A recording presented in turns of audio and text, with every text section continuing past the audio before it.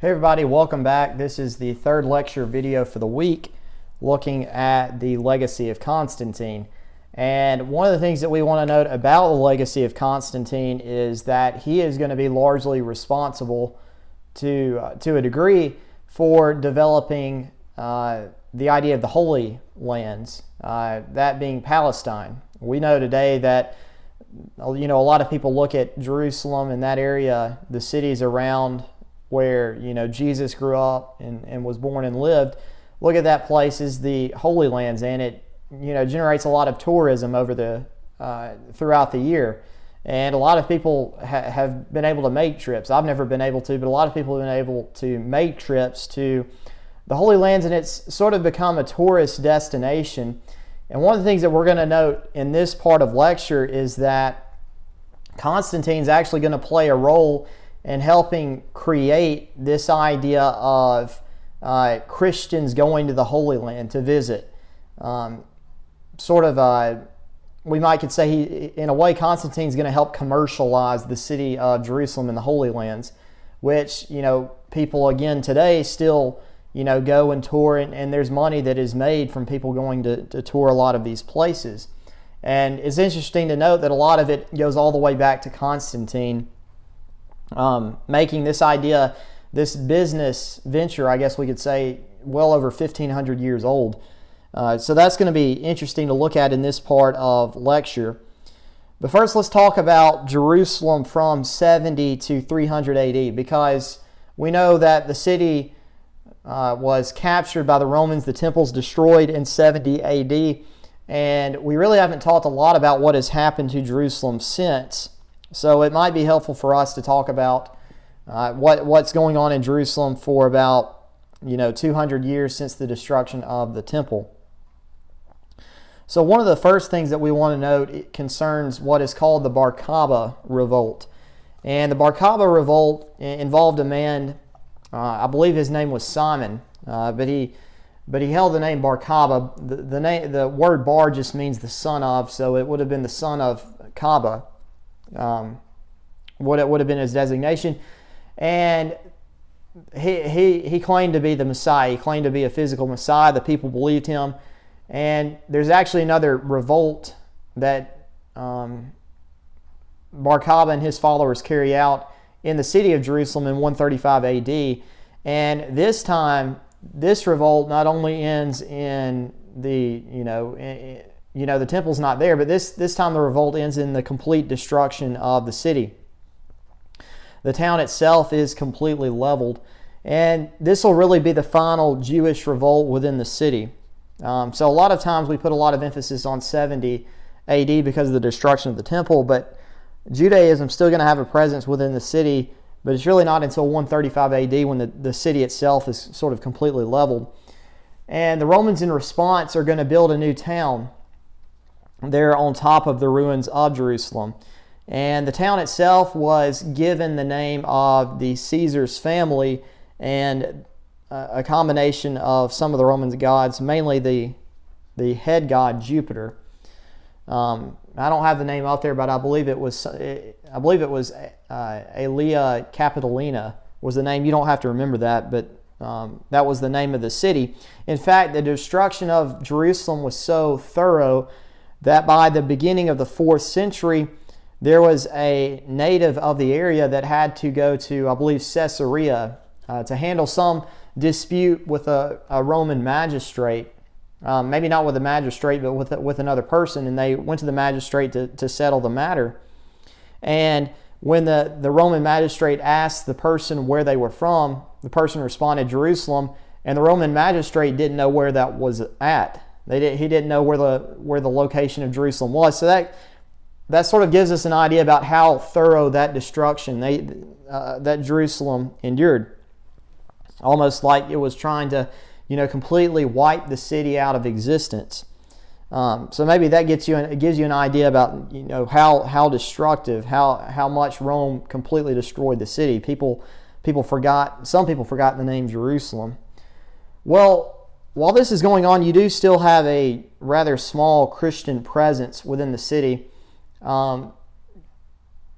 there's a document that dates to around 138 AD, or is talking about that time rather, under the Emperor Hadrian, and the writer noted that there was at least a small presence of what he called believing Hebrews, which this would have been a reference to Jewish Christians that were living in the city of Jerusalem around the time of 138 AD. So after the city is completely destroyed, there was still a remnant of Christians that were there in the city, according to what that one writer stated.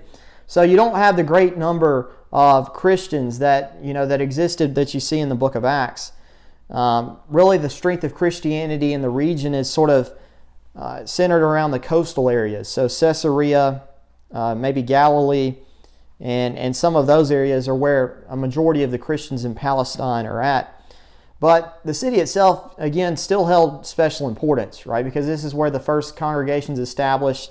With it being the first congregation established, it's the oldest congregation, or at least it was. So it still had a lot of importance. And one of the things that you begin to see in the 3rd century that becomes more prevalent later on is that Christians are going to start to visit the city, almost like a pilgrimage to view some of the sites that were deemed important. And generally, when a Christian went to some of these sites, prayers would be offered. There are even several groups of monks that are going to settle east of Jerusalem, and mainly that was in part because they wanted to visit the city. So there's a desert area east of Jerusalem, where there's not a lot of people. Some monks settle there just so that they can visit the city. And so all this is beginning to take place in the third century, but in reality it's going to take off in the 4th century in large part due to Constantine, because now with Constantine becoming the emperor and with his favorable policies towards Christianity, he's going to try to essentially reclaim the city of Jerusalem and make it into a Christian city, what could be called a Christian Jerusalem. And so Constantine's going to emphasize the development of the city. This idea of building a Christian Jerusalem, in large part, was sort of spurred on by his mother. And Constantine and his mother are going to sort of work together in building some places that are Christian in nature, including church buildings. And that all ties into the fact that Constantine did believe in the idea that, Christianity must be felt throughout the empire. And again, Christianity through Constantine is sort of going to take the public space that the Roman religion once occupied. And this again is all in part this idea of unity throughout the empire based on Christianity. And so that's going to lead to the construction of several churches, which we'll look at at least one example of that in a moment. And the interior of that as we talk about how these church buildings were designed. So you've got these churches that are built. These are going to be public places for assembling. Constantine also held to the idea that memorials needed to be created throughout the eastern portion of the Roman Empire, so that way that these Christians would remember those that were martyred under the reign of Licinius, who again was Constantine's opponent and also an opponent to Christianity. So within all of this, Constantine recognizes that the city of Jerusalem is important to Christians. He doesn't know, all the ins and outs about Christianity in terms of doctrinal matters, but he does know some of the stories. He knows about David, right? The King David. This is his city. This is the ancestor to Jesus. Jesus died here. He's resurrected, in the vicinity of the city. So this is a very important place. Constantine thought that because of Jerusalem's importance to Christianity, the city itself in reality needed to be built as a memorial to God, was sort of his idea. And so when you're thinking about what this perfect memorial would look like, Constantine decided that the best place to build a memorial would be around the tomb of Jesus. Now, there were some locations that were stated by tradition that were associated with the tomb of Jesus. And today you can go to Jerusalem and they would give you locations of where Jesus was buried, but you don't have it. You don't really have an exact answer, but you do sort of. But they try to give an exact answer, but in reality you don't. But there were traditions about the exact location where Jesus was born. But the problem is that the exact location where they were saying he was born, there's actually a pagan temple that's built sort of on top of it. And Constantine, who again had built Constantinople to be free from Roman paganism, he's not going to simply just change this building out. He's not going to convert the building itself into a church building. He's actually going to tear it down and build a completely new building on top of it. And another problem with this is that pagan temples, Roman temples, were often pretty small in nature. And I'm going to pull up an example of it. And again, this is one of the nice things about Google Earth, because you can pull up a lot of different things. And this Roman temple is actually found today, and it's found in southern France. It's one of the few remaining temples that's in pretty good shape. Give me a moment and I will pull that up. I'm not French, so I probably would butcher the pronunciation of that, but Maison Carrière maybe is the name of the location.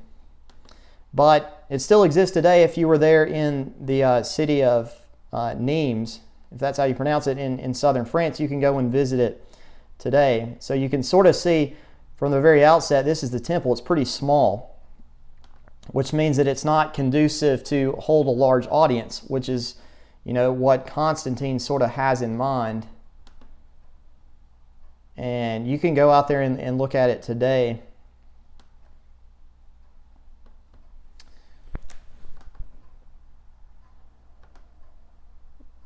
So that's one side of it. Let me back up.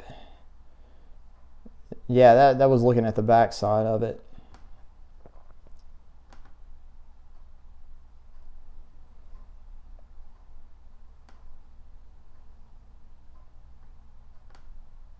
But that's the temple itself right there from the front.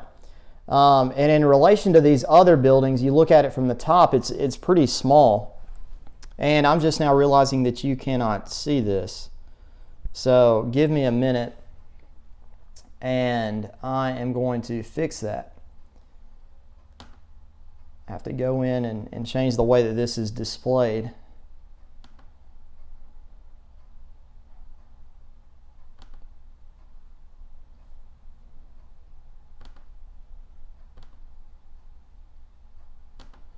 Let's see. All right, there we go. Pull it up where it's larger. All right, so here we're in Google Earth. This is the temple itself. I will pull back up. So this is a museum for it, but this is the temple itself. What would be an example of a Roman temple. And you can see that it's relatively small compared to some of these other buildings. But again, it's one of the best examples of a Roman temple that still stands today. And again, you can't house a lot of people within this building because it's relatively small. So it can't function very well for a place for Christians to worship if it's this small. And that's the front side of it.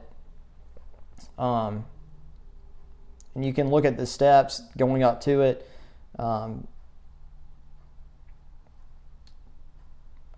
And you can note the architecture. It does look, Roman with the columns. But if you look at the sides of it, I'll give you one look at the side of it too, since it didn't pull up a minute ago. But you can look at the size of this and recognize that, if you're trying to have, there we go. If you're trying to have a large assembly of Christians, it's really not going to work in a building like this. Especially if you're talking about, a couple 100, 300, you're really not going to be able to fit them in there, especially right now with the whole COVID situation.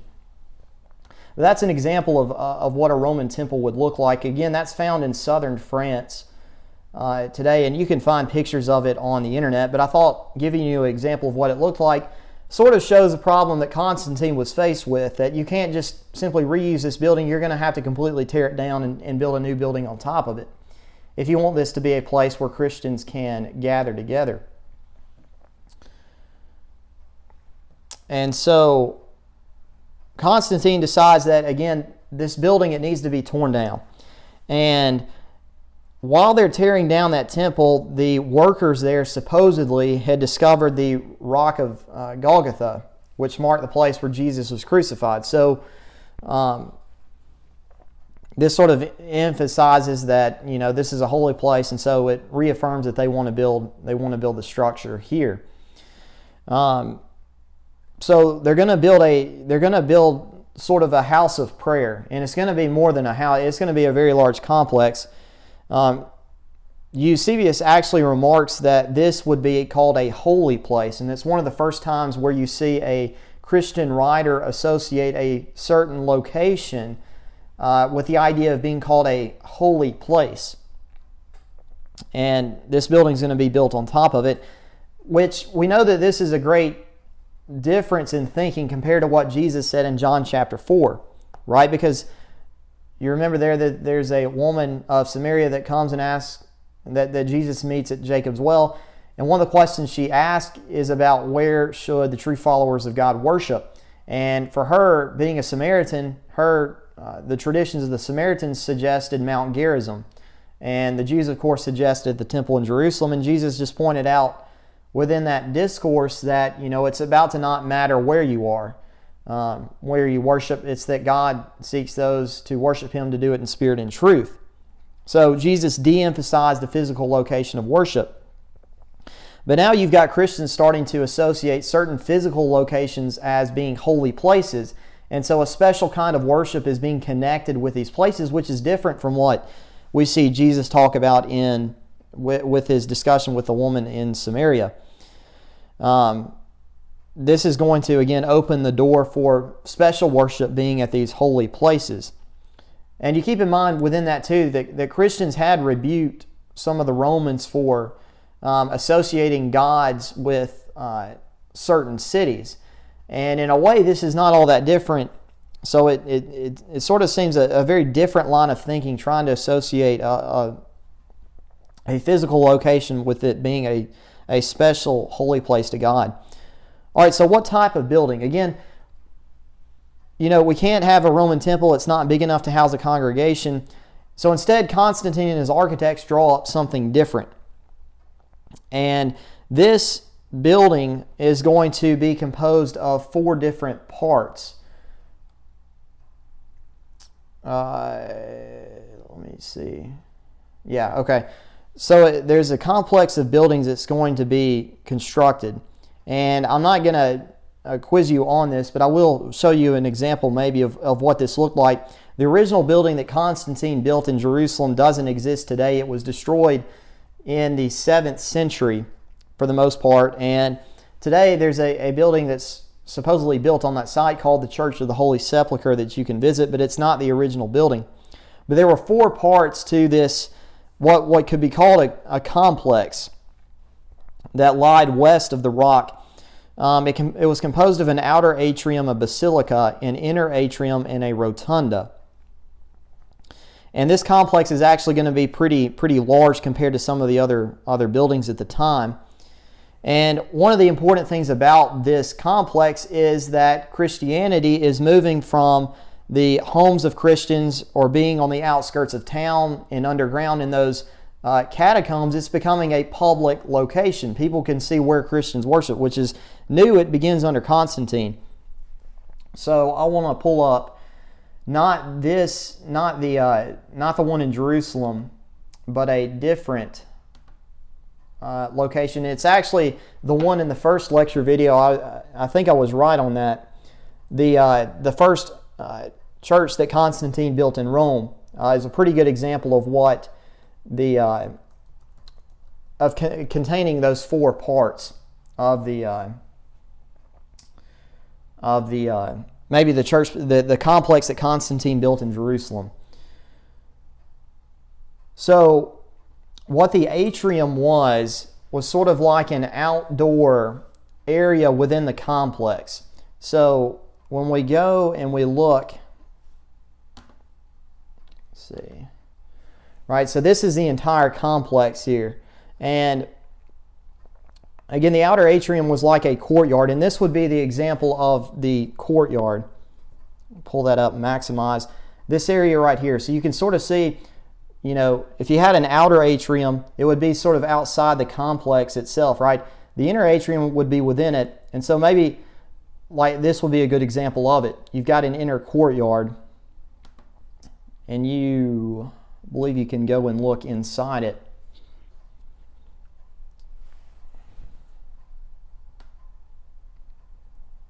Right, so there's the that's the type of that was what was built. That would have been an example of what an atrium would have looked like that Constantine built.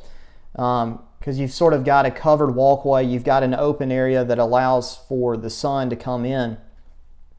So the atrium was sort of like a courtyard. You keep in mind the temple sort of had an open area too, but this was an example of what an atrium would have looked like. That would have been part of the complex that Constantine built. So you've got an inner and outer atrium. Maybe this would be a good example of what an inner atrium would have looked like in the city of Jerusalem. You've got the rotunda, which is essentially, we can see examples of rotundas today, but it would essentially be something similar to what lies here, which is part of the complex. And again, you can go in and look inside, I believe. Might just have to look at it from the outside. I believe you could go in there and look at it inside. Yeah, I think this is actually a picture of it inside. You can't see all the way up, but it's sort of, again, a circular location, sort of a maybe operated to a certain extent like the entryway before you got into the basilica. And again, this is a pretty elaborate rotunda. Yeah, you can look up. So you can sort of see the circular pattern there that the building sort of laid out. And this was part of the complex that Constantine built. This is a big step up from the Dura Europos that we looked at. Remember the house church. This is a whole lot more elaborate that's being built. And so, you know, that's the outside. You've got the rotundas here. The basilica, a lot of people may think that the entire complex is called the basilica. The basilica is actually this rectangular building here, which is actually where worship would take place. And this would be the type of basilica that, this is a basilica there in Rome, with what was supposed to be one of the first churches that Constantine built after he had entered into the city. And we talked about that last time. But I believe the basilica in Jerusalem that Constantine built was actually a little bit bigger than that, but you can still go in and look at what a basilica looks like.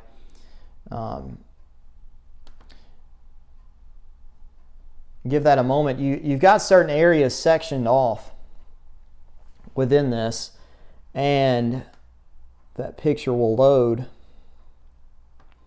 So you've got what's back in here. This would be the front, so that door right there is the entrance to the basilica. And what you've got right there is sort of a main section. You've got what are called naves, which sort of separate the area. And I believe this one has two main ones. You see these columns here that are you know, sort of section off this part of the building from the main area.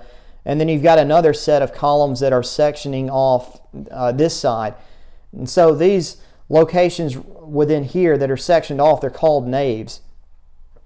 And again, this is just maybe where people would meet, but the main portion of worship would take place here in the central location. Maybe not all that different from our auditoriums today. And I want to back up and see if we can get another look at this. Again, this is one of the nice things about Google Earth. You can not only see buildings outside, but you can see within as well. So maybe if this is your main location, depending on where you're at, you've got chairs, you've got a portion of worship. Generally, you had in the back, you sort of had where the bishops or the elders, the presbyters, the church officials would sit. And you'd have a place where they would preach as well. Let's see if I wanted to pull up anything more. And you can get online and look. You did have places sectioned off where you would have singers and choirs, and this, obviously this comes with Catholicism, but perhaps this is what's sectioned off. Generally, within these places, if this is an important enough, church complex where the bishop resided, the bishop had a chair that he would sit in for the duration of services, and that chair was called a cathedra. And that's where we get the name cathedral from, is from the bishop's chair called a cathedra. And so that's sort of where we get, again, the idea of calling a Catholic church a cathedra comes from the bishop's chair. And so this is why this would be considered a cathedral today, because it's connected to, I believe, the Bishop of Rome, who is, the Pope, or at least it's been connected to the Bishop of Rome at least at some point in time. But again, this is just an example of what a cathedral looked like. Maybe it gives us an idea of the scope of what this complex in Jerusalem looked like. And again, you can get on Google Maps and sort of look at all the different angles, not just of this cathedral, but of just about any that you would want to look at. Right. So this is what I was talking about. You sort of had sectioned off places for singers and things like that. That's more than likely what this is. But hopefully you find that interesting, and maybe that gives you a better idea of what Constantine sort of built in the area. It may not have been quite as elaborate, but in terms of the basic structure, with the courtyards, with the rotunda, with the basilica being that long rectangular building, this is clearly a big enough place for people to congregate and worship. So it fits, and that's what Constantine decides on, to build there as a memorial to Christ. So this is the complex of buildings that are created. And I want to talk about the travels of a woman named Egeria, who was from Gaul. She journeyed to Jerusalem in the 4th, or I believe, in the 4th to 5th century. And at this point, Jerusalem has now grown.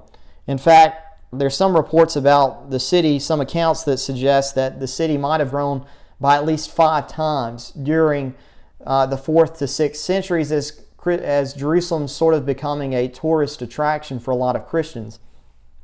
At this point, it's a metropolis. You've got monks that come to the city. You've got pilgrims. You've got a lot more people that have moved in. A lot of infrastructure is being built in Palestine.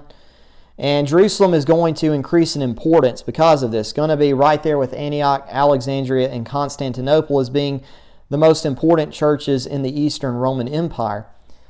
Now, with her experience, one of the things that she noted is that these holy places, or these important places, people would often worship at them daily. And apparently she did visit during what was considered the Holy Week, which led up to Easter. And I use quotes around that because, you don't read about the celebration of Easter in the Bible, but this is what some people call Holy Week, the week, I believe, leading up to Easter. And so people would often move around from place to place as they're going through these holy sites. And it sort of just becomes like a travel pattern. And this all shows that Christianity is becoming a public religion at this point, which again is very new. And I'll give you this description. You don't have to write this down. But I'll give you this description of what she records about this process. She says that when they went to a site, they read, at the end of reading they had another prayer and they set off again with thanksgiving to God. And this was the practice that we followed. It was always our practice when we managed to reach one of the places we wanted to see that we had a prayer first, then we had a reading from a book, and generally this reading would be connected with the location where they were at. So one of the places she went to was actually to the Jordan River where Moses gave his final charge to the people of Israel, which is recorded in Deuteronomy chapter 32 through 34, which is what they read when they got to that place. So they had a reading from Scripture. They sang a psalm that was similar to what had taken place, and then they prayed, and then they left. And they did this, and this was sort of a practice that she did as she's journeying throughout these places. And we know that today sometimes maybe some of these similar things go on, especially the idea of reading from a passage of Scripture that was connected to that location. There's a bishop named Paulinus who just simply summarized this idea of going to the quote-unquote Holy Lands at the time. He said that there was something special about being in the same location, the same to take the same footprints, the same steps as Jesus. And one of the things that I'll pull up was that there was a map that was discovered in the 6th century. That's one of the first maps that calls the city of Jerusalem, the land of Palestine, as the Holy Lands. And this was the discovery of the Madaba map. I'll let you write that down for a minute, the Madaba map. It was actually found within a floor of a church building, not in Jerusalem, but in Asia Minor. And this is sort of it's a 6th century church in Asia Minor. But you can sort of see the map that's laid out here on the floor. Excuse me. You see the map that is laid out there on the floor. This comes from BYU's website, and I'll try to post a link of that in the module for this week. But you can go on there and you can look at some of the locations that are given there on the map. And this map is actually, again, the first place that calls Jerusalem the holy place, or the Holy Land. So you get an idea that at this point, by the 6th century, Christians are looking at Jerusalem as this very, important city because of all the things that went on there. Well, in large part, that traces back to the work of Constantine, who's emphasizing, helping construct new buildings in Jerusalem, making really Jerusalem into a memorial to God based on honoring the places where Christ lived and died. And so one thing that we do want to keep in mind is, how did the Jews respond to this? Because at this point, Judaism still held a presence within the region, believe it or not. And generally their location was primarily in Galilee and Caesarea, which, again, Caesarea is on the western coast, Galilee is to the north of Jerusalem. And this is the primary region where at least the Jews in Palestine were still located. So one of the places that they had built was a place called the Eretz Israel, maybe what it's called today, but it was a place of learning for Judaism that had been built during this time. And so the Jews still had a presence. The Talmud, which are the collection of Jewish traditions, the oral law of what is called, that was composed in this area, right? And so this still holds a special place in the hearts of many Jews. There are some that had not given up on the idea of an earthly Messiah. You can find there's a Jewish poet that makes reference to that about the same time while all this is going on. But now you've got Christians who are, especially at least spiritually invested in this city. So now it seems like you've got a competition in terms of who can claim Jerusalem as their as their, important place. Is it going to be Judaism or is it going to be Christianity? And under Constantine, it seemed like Christians were going to claim Jerusalem as a city for themselves, but we're going to note next week that one Roman emperor tries to undermine that and really to, in a sense, try to give Jerusalem back to Judaism. But that's a story that we will save for next week. So the final part of class we want to talk about today is essentially the end of Constantine, or the rest of Constantine's story. Because we actually have not even talked about how he converts to Christianity, and it doesn't come easy. Again, he's favorable to Christianity, but there are some things that he's doing that show that he is actually not a convert at all. Because he's sort of going to demonstrate an acceptance of Christianity, but at the same time he's going to try to appeal to those that still practice the Roman religion. And one of those instances concerns what he does after the Battle of Milvian Bridge, right? He builds a church within the city, but there's also going to be an archway that's built to commemorate his victory. And on that archway, you see that what's being honored are some of the Roman gods and goddesses. And I will pull up an image of that now. That archway still exists. It doesn't exist at Milvian Bridge, but it does exist at the. It does exist within the city.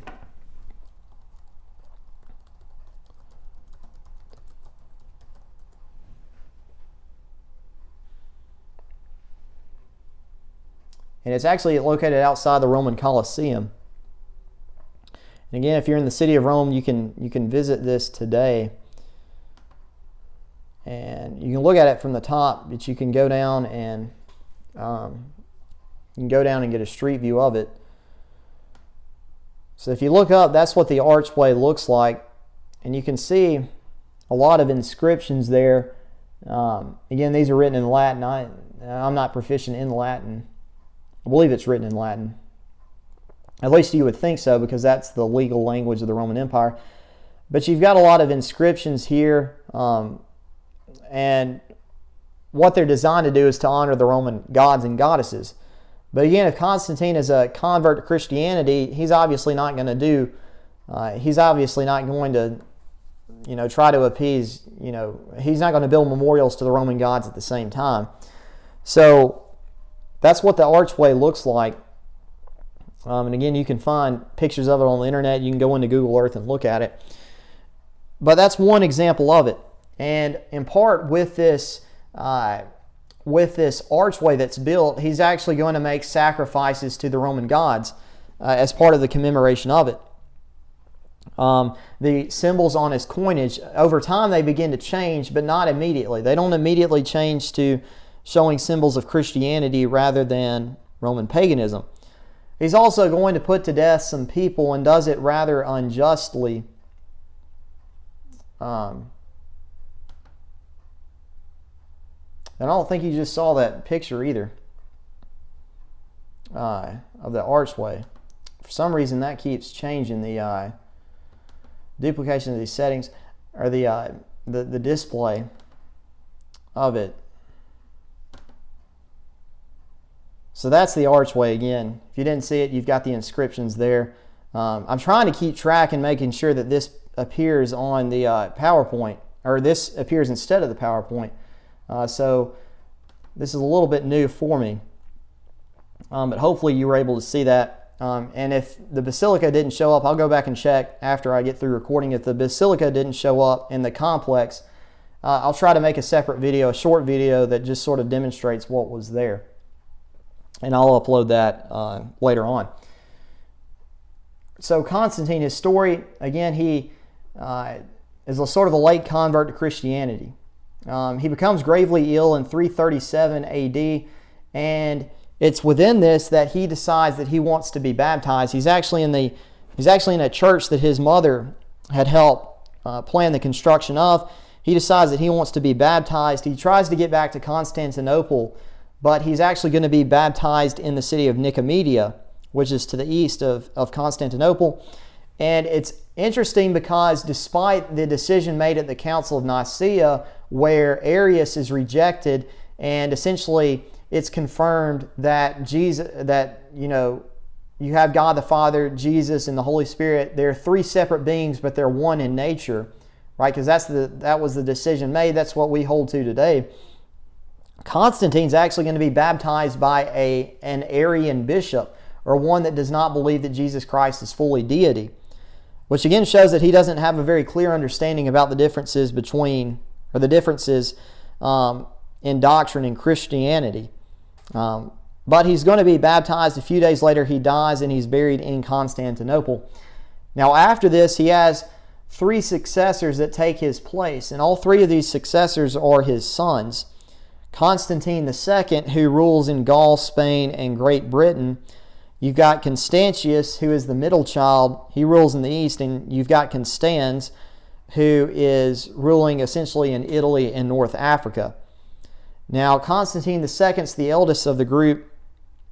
He is actually going to embrace the decision of the Council of Nicaea. So, Constantine II embraces the idea that Jesus, the Holy Spirit, and God the Father are three individuals, but they're one in nature. Constantius, on the other hand, the middle child, embraces Arianism. And he is going to increase in power because Constantius II and Constans are going to fight one another. Constantius II again, or Constantine II again, being in Gaul, Spain, and Great Britain. Constans being Italy, North Africa. They're going to fight. They weaken each other. Constantius is going to become sole emperor after they both die. And so now Rome begins to embrace Arianism for a time. So the decision makers that prevailed at the Council of Nicaea, some of them go into exile. Some of them are sort of, we might think about being thrown under the bus. And Rome, for a time, is going to embrace Arianism. And again, Constantius is sole emperor at the time. He unites the empire once again like his father did. But then Constantius suddenly dies. And after his death, Constantine's son-in-law, who is married to his daughter Helena, and his son-in-law's name is Julian, he is going to become the new emperor of Rome. And all the gains that Constantine made for Christianity are going to be threatened by Julian, who really seeks to undermine Christianity's presence throughout the empire. And that is a story that we will save for next week. That wraps up our lecture for the week. Again, if you have any questions, feel free to email me. Again, we'll talk about the midterm next week in conference. And I'll go back and make sure that, the example that we looked at of the church complex, make sure that appeared on the PowerPoint. I'm not going to test you on it, but I think it's interesting to look at. If it's not, I will re-record just that section and upload that a little bit later on. But with that being said, thank you for your time and thank you for your attention and listening to this lecture.